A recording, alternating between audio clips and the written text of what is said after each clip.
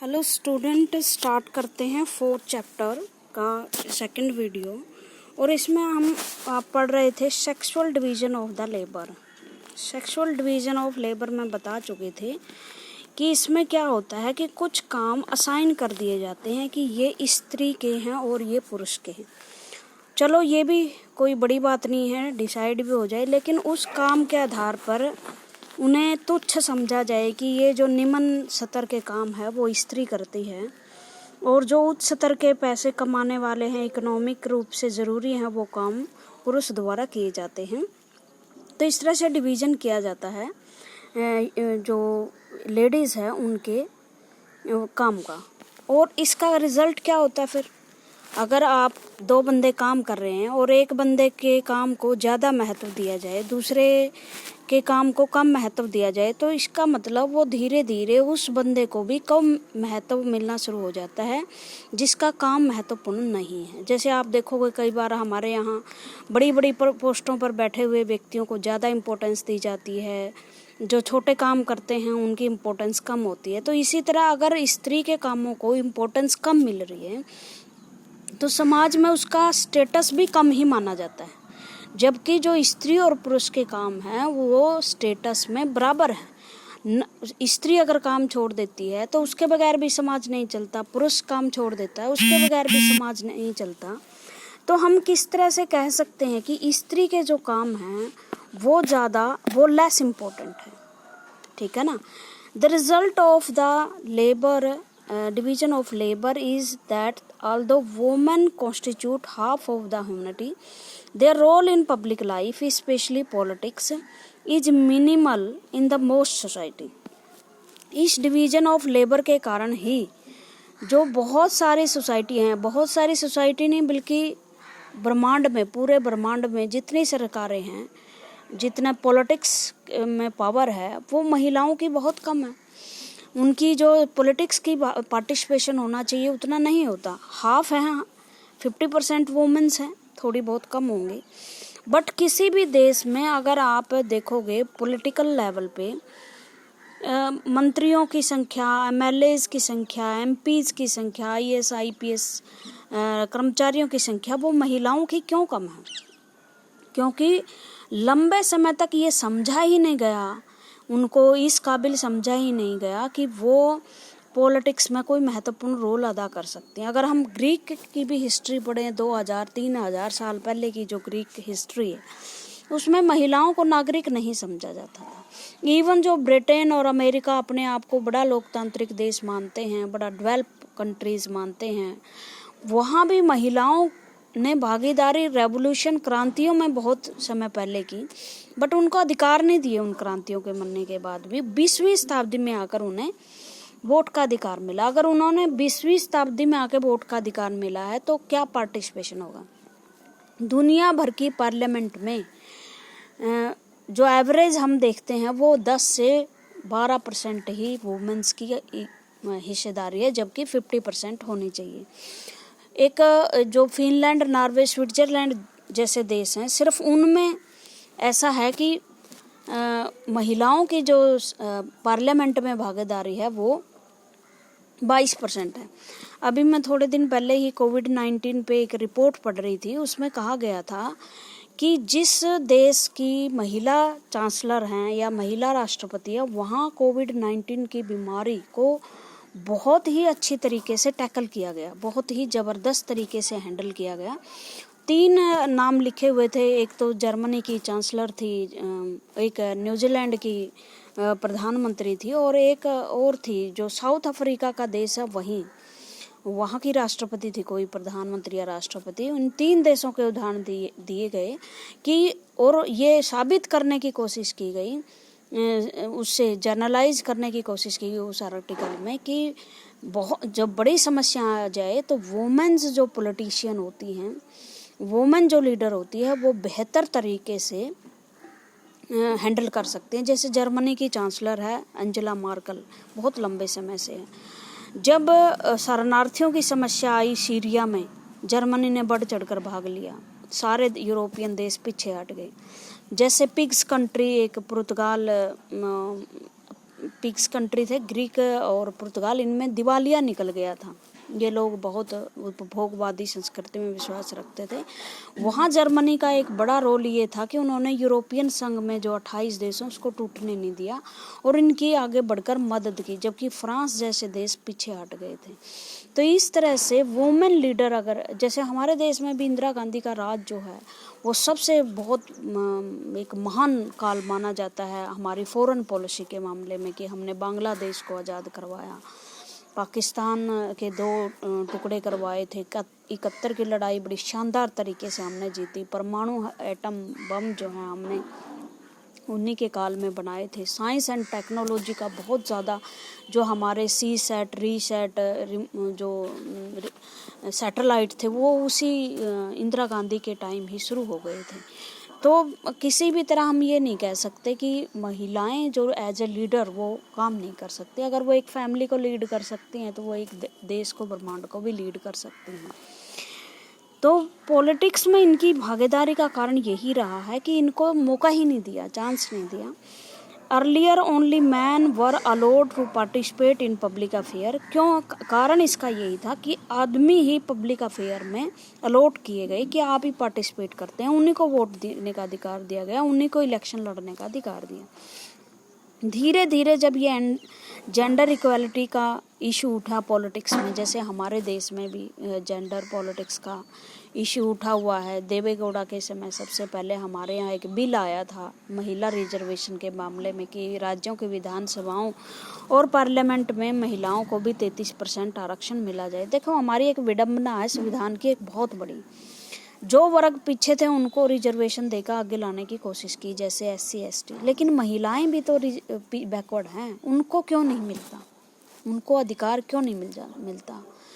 SC ST को ठीक है, बढ़िया है, वो लेकर आए, बट वो भी तो बैकवर्ड। आज तक महिलाओं की संख्या हमारे यहाँ मैक्सिमम अभी 14.9 हुई है, नहीं तो बहुत कम है।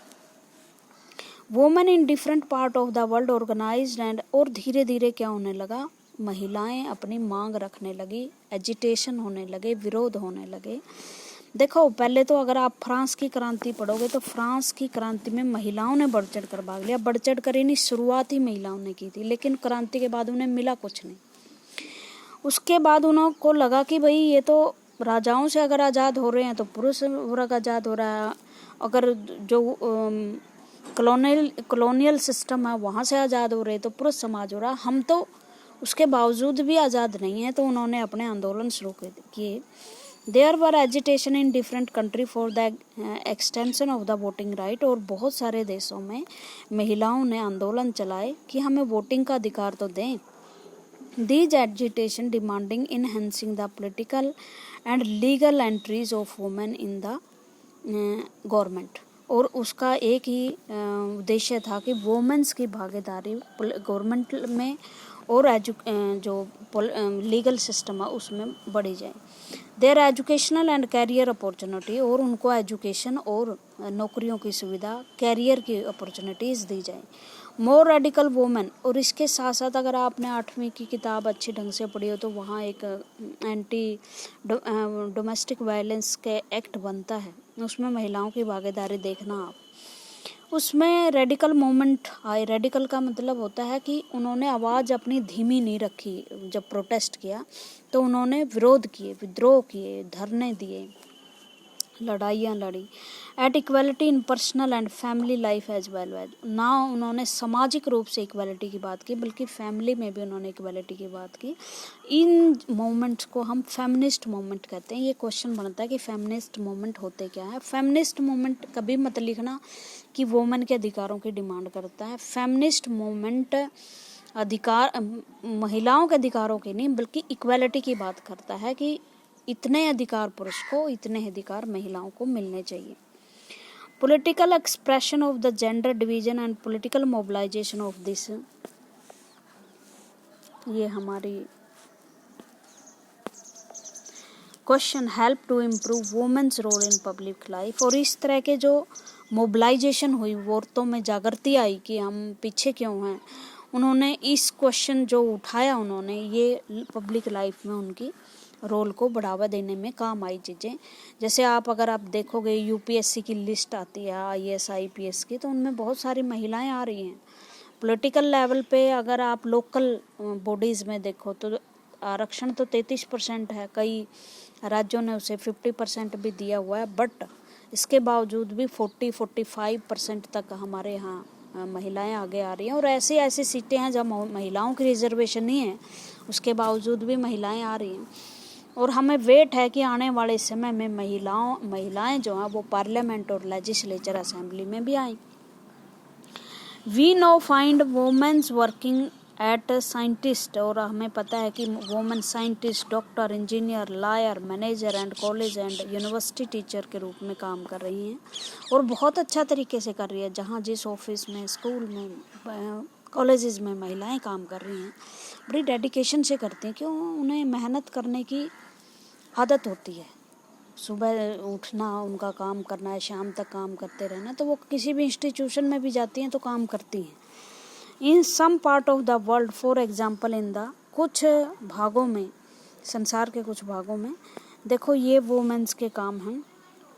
फैशन इंडस्ट्रीज, पूजा पाठ, और मतलब बहुत सारे सेक्टर हैं जहाँ वो वुमेन्स काम कर रही हैं। Scandinavian countries such as Sweden, Norway and Finland, the participation of women in public life is very high. ये 3 देश हैं जो स्वीडन, नॉर्वे, फिनलैंड, ये ऐसे देश हैं जिन्हें हम दुनिया के स्वर्ग कह सकते हैं। अगर हर चीज़ में देखोगे आप, इकोनॉमी में, जीडीपी में, चाइल्ड जो मृत्यु दर है उसमें कम होना, वुमेन की लिटरेसी, एजुकेशन, सब तरह के जो कहते हैं ना, सब तरह की जो अच्छी चीज़ें वो इन 3 देशों में मिलते हैं। यहाँ महिलाओं का पार्टिसिपेशन बहुत हाई है, लेकिन हाई का मतलब ये नहीं कि 70-75 है, 22-23% ही है। वर्ल्ड में सबसे अच्छा है। In our country women still lag much behind man despite some improvement since independence. Women's हमारे देश में भी पीछे हैं, और मैंने सारी तस्वीर आपको बताई है। और सबसे ज़्यादा हमारी पॉलिटिक्स में है। पॉलिटिक्स में जब तक नहीं आएंगे उनके हिसाब के कानून भी नहीं बनेंगे ना, तो इस वजह से। लेकिन इंडिपेंडेंस के बाद सुधार बहुत आया है, क्योंकि हमारे देश में आज भी पैट्रिकल सोसाइटी है। Our is still male dominated, हमारा जो समाज है अभी तक पुरुष प्रधान है, मतलब पुरुष को ज़्यादा महत्व दिया जाता है। जैसे कोई भी वुमन प्रेग्नेंट होती है तो पहली इच्छा परिवार की यही होती है कि बेटा पैदा हो। उसके बाद क्योंकि हमारे यहाँ पैट्रिचल सोसाइटी थी। देखो, जब पैट्रिचल सोसाइटी का कॉन्सेप्ट आया, शायद वो ठीक होगी कि युद्धों में भाग लेते थे, पुरुषों की ज़्यादा ज़रूरत थी। लेकिन आज जब इस तरह की सिचुएशन नहीं है तो पैट्रिकल सोसाइटी का कोई मतलब नहीं है। आज दोनों, जो ये स्त्री और पुरुष है, वो बराबर कंधे से कंधा मिलाकर काम कर रहे हैं। Women face disadvantage, discrimination and oppression in various वे, और जो वुमेन्स हैं वो बहुत ज़्यादा भेदभाव, दमन और का शिकार हो रही हैं। द लिटरेसी रेट, अब आपको ये आंकड़े याद रखने, ये सारे क्वेश्चन है, जैसे क्वेश्चन आने वाले हैं। पैट्रिकल सोसाइटी क्या है, किन देशों में पॉलिटिकल पार्टिसिपेशन सबसे ज़्यादा है, ये बातें। The literacy rate among women is only 54% compared with 76% among man. हमारे देश में जो लिटरेसी रेट है, लिटरेसी रेट का मतलब कितने पुरुषों, 1000 पुरुषों के पीछे महिलाएं पढ़ी लिखी हैं। हमारे देश में 2011 की गणना के अनुसार, अब 21 आने वाली है, उसके बाद आंकड़े बदल जाएंगे, 76% पुरुष पढ़े लिखे हैं, ओनली 54% महिलाएं पढ़ी लिखी हैं। तो बहुत ज़्यादा गैप हो गया भाई, 22% का। Among man similarly a smaller अब ये छोटी सी बात हम पढ़ लेते हैं। ए time use survey was conducted in 6 states of our country. It shows that an average woman work every day for a little over 7.5 hours, while an average man works for 6.5 hours.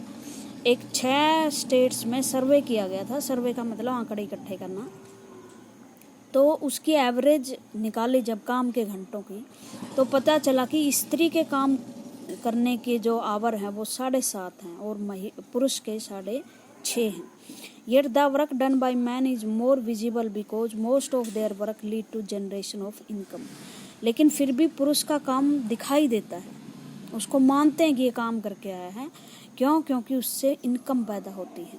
अब women also do a lot of direct income generation work, मतलब income चाहे उससे नहीं हुई लेकिन उस income को family के लिए यूज बनाना वो तो महिला ने किया ना। पुरुष 100 रुपये कमा के लेके आया, उससे रोटियां बनाई, उससे उसके बर्तन हुए, साफ किए, बिस्तर बनाए, कपड़े धोए, प्रेस की, वो तो स्त्री ने किए ना। और अब तो ये भी नहीं है कि वो पैसे लेकर नहीं आती, बहुत सारी वोमेन वर्किंग है लेकिन इसके बावजूद भी वो दूसरा काम भी करती। But the bulk of their work in household related this work remain up unpaid and invisible. इस फिर भी उन्हें ये कहा जाता है कि क्या किया सारा दिन, ठीक है ना, उनका काम की कोई गिनती नहीं होती। उसके बाद है पैट्रियोटिक सोसाइटी। पैट्रियोटिक सोसाइटी का मतलब लिटरेरी में देख लेना इसका, लिटरली रूल बाय फादर, जिसमें फादर का रूल होता है फैमिली पर। This concept is used to refer to a system that value man more and give them power over women. और ये ऐसा सिस्टम है जिसकी वजह से वो मैन को ज़्यादा पावर दी जाती है वुमेन से। ओके, तो ये एक सर्वे था और उसके बाद हम पढ़ते हैं। हमने पढ़ी कि जो एजुकेशन रेट कितना है, 76% है पुरुषों का और 54 है महिलाओं का। Proportion of girl student go for higher study, इसी तरह जो प्रोपोर्शन है जहाँ लड़कियाँ बाहर पढ़ने के लिए जाती हैं वो भी कम है। When we look at schools result girl perform as well as boy. और अगर हम रिजल्ट देखें स्कूल का तो लड़कियां ज़्यादा बेटर परफॉर्म कर रही हैं बॉयज से। अभी अगर आपने भिवानी बोर्ड की लिस्ट देखी हो, मैंने गिनी लड़कों, वो टॉपर जो 20 टॉपर थे, लिस्ट आई, उनमें एक लड़का 19 लड़कियां, 2 लड़के और 18 लड़कियां, जो +2 और +10 की टॉपर्स की जो लिस्ट आई थी। तो ये गैप हो गया है अब, क्योंकि उनको मौका मिलने लगा है ना। वो पीछे भी पहले भी थी, कम थी, but they drop out because parent prefer to spend their resources for their boys education rather than spending equally on their sons and daughter. लेकिन फिर भी वो पढ़ाई छोड़ देती है। मैंने ऐसे ऐसे बच्चे देखे हैं जिनके 90% नंबर आते हैं लेकिन वो कॉलेज नहीं जा पाती लड़कियां, क्योंकि उनके जो पेरेंट हैं वो बाहर भेजने पर भरोसा नहीं करते, या अपना जो रिसोर्स है पैसे का वो बॉयज़ पर खर्च करना चाहते हैं, ना कि लड़कियों पर। No wonder the proportion of women among the highly paid and valued job is still very small. आज भी कंपनियों में अगर वैल्यूज बड़ी बड़ी पोस्टें हैं वो पुरुषों के हाथ में हैं, महिलाओं के हाथ में नहीं है। On an average an Indian women works 1 hour more than an average man every day. और इस तरह से वुमेन्स भारत में बहुत ज़्यादा काम करती है मैन से, मतलब उनके काम के घंटे ज़्यादा हैं। उसके बावजूद भी वुमेन्स की जो कमाई है टोटल एवरेज निकालें वो पुरुषों से कम है। मतलब काम के घंटे उनके ज़्यादा होते हैं लेकिन पे उनकी ज़्यादा, पुरुषों की ज़्यादा होती है, महिलाओं की कम होती है। ये हमारे देश में कुछ सेक्स रेशियो है। द इक्वल रेम्युनरेशंस एक्ट इन 1976 में एक एक्ट आया था, कानून बना था, जिसमें कहा गया था कि बराबर काम बराबर वेतन होना चाहिए। और इसके अनुसार क्या, provide that equal wage should be paid to the work equal work, काम का इक्वल वर्क होना चाहिए। अगर इक्वल वर्क है दोनों का तो काम भी उसको पेड भी, पैसे भी इक्वल मिलने चाहिए। However in is the most all area of work from sports and cinemas to factories and field women are paid less than man even when both do exactly the same work. अगर आप देखोगे काम खेती में जब मजदूर जाते हैं तो लेडी मजदूर को 200 रुपये और पुरुष को 400 रुपये दिए जाते हैं। इसी तरह सिनेमा में है, एक हीरोइन को बहुत कम पैसे मिलते हैं, 1-2 करोड़, एक हीरो को बहुत ज़्यादा पैसे मिलते हैं, 6-7 करोड़। तो इस तरह की आज भी ये चीज़ें हमारे देश में पाई जाती हैं in many parts of India, और हमारे देश में नहीं, सारे ब्रह्मांड में। Parent prefer to have son and find a way to have the girl child aborted before she is born. और बहुत अभी 2-4 साल पहले तो ये बहुत ज़्यादा था कि बेटी को गर्भ में ही मार दिया जाता था, उसको उसकी हत्या कर दी जाती थी। बहुत सारी चीज़ों से डरकर समाज कहीं ज़्यादा ना हो जाए, दहेज वगैरह बहुत सारी समस्याएं थी। अब थोड़ा सा कानून ऐसा बन गया कि अब बैन वगैरह कर दिया, लेकिन इलीगली ये काम बहुत ज़्यादा अब भी हो रहा है। आज के लिए थैंक यू, आज के लिए इतना ही। Thank you very much.